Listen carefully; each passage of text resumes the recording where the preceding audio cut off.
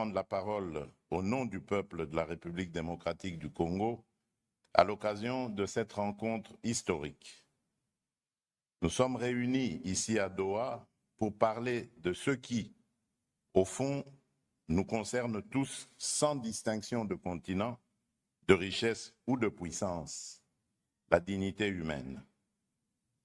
30 ans se sont écoulés depuis le sommet mondial pour le développement social tenu à Copenhague en 1995.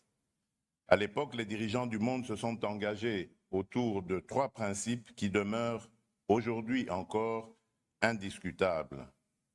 Éradiquer la pauvreté, promouvoir le plein emploi et renforcer l'inclusion sociale.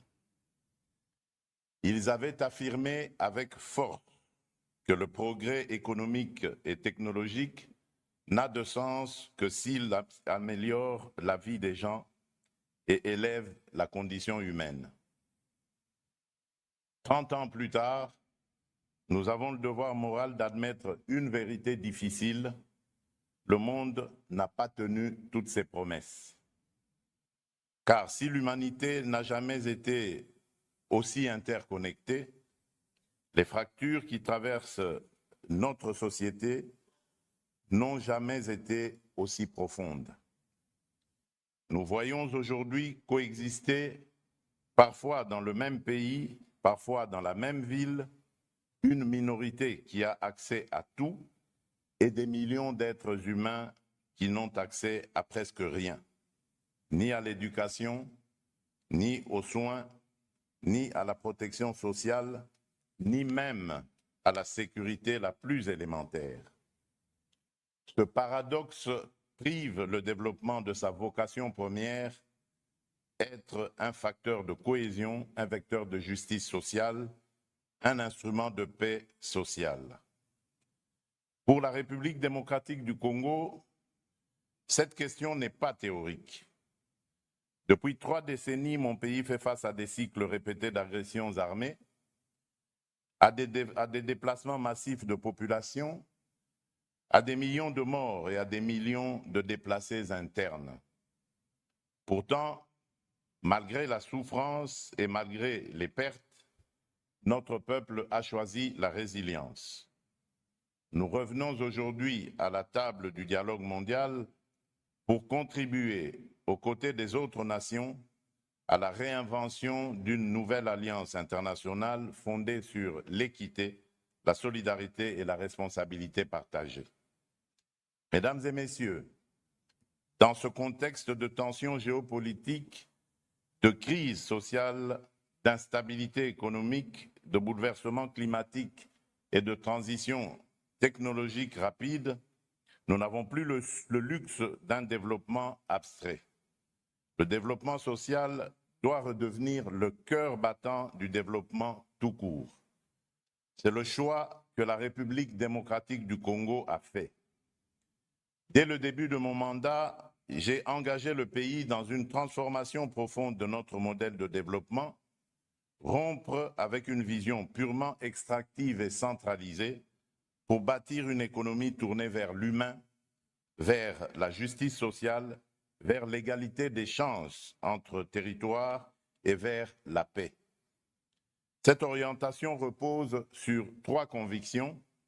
La dignité ne se négocie pas, l'égalité d'accès aux droits fondamentaux n'est pas un luxe, aucune paix durable n'existe sans justice sociale. Pour rendre ces principes réels et vérifiables, nous avons lancé des réformes majeures. Premièrement, la protection sociale. La République démocratique du Congo a entrepris une réforme ambitieuse fondée sur la couverture santé universelle. Depuis 2023, les soins sont gratuits pour les femmes enceintes, les mères et les nouveau-nés. Cela signifie que donner la vie ne doit plus être un risque financier ni une condamnation à la précarité. C'est une avancée historique vers l'accès équitable aux soins pour les plus vulnérables. Deuxièmement, l'éducation.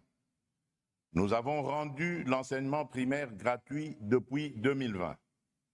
plus de 5 millions d'enfants ont pu aller à l'école ou y retourner. 5 millions d'enfants.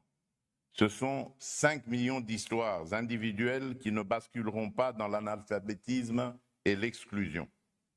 Pour consolider cette réforme et lutter contre l'inégalité des chances, nous déployons un programme national d'alimentation scolaire afin qu'aucun enfant n'abandonne l'école parce qu'il a faim. Troisièmement, la cohésion territoriale. Notre pays est vaste. Pendant trop longtemps, cette immensité a été le prétexte à l'inégalité. Nous avons décidé d'y répondre par un engagement concret, le programme de développement local des 145 territoires qui composent la République démocratique du Congo. Lancé en 2023, ce programme vise à reconnecter l'ensemble du territoire national et à réduire les écarts entre les centres urbains et les zones rurales. Sa première phase prévoit la construction de 2136 ouvrages publics, écoles, centres de santé, bâtiments administratifs. À ce jour, 1011 infrastructures sont déjà terminées et plus de la moitié des autres sont en cours de finalisation.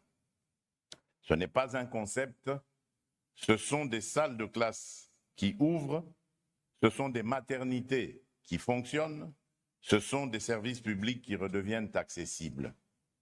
Mais le programme de développement local des 145 territoires n'est pas seulement un chantier de briques, c'est aussi une politique de dignité économique.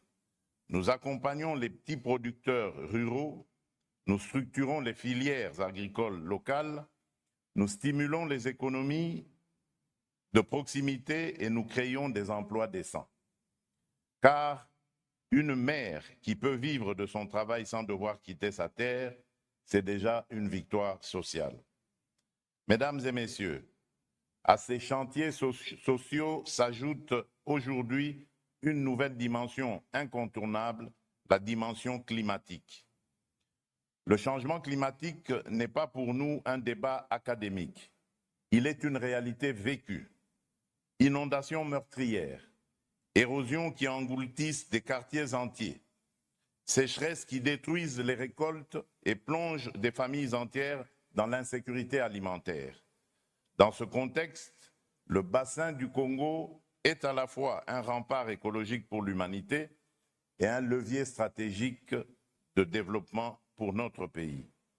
La République démocratique du Congo continue d'honorer ses engagements climatiques avec sérieux, mais le sous-financement chronique de l'adaptation et de l'atténuation freine la mise en œuvre des objectifs de développement durable. Nous le disons clairement, sans justice climatique, il n'y aura pas de justice sociale durable. Nous attendons donc une transformation profonde du financement international. L'accès aux ressources vertes doit devenir plus prévisible, plus rapide et plus juste. Il ne peut pas reposer sur des conditionnalités qui punissent les pays vulnérables pour des désastres auxquels ils n'ont pas contribué.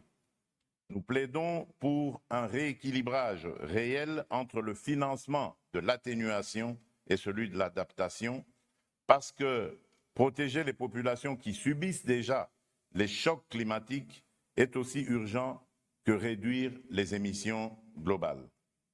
Mesdames et messieurs, ce deuxième sommet mondial pour le développement social se réunit dans un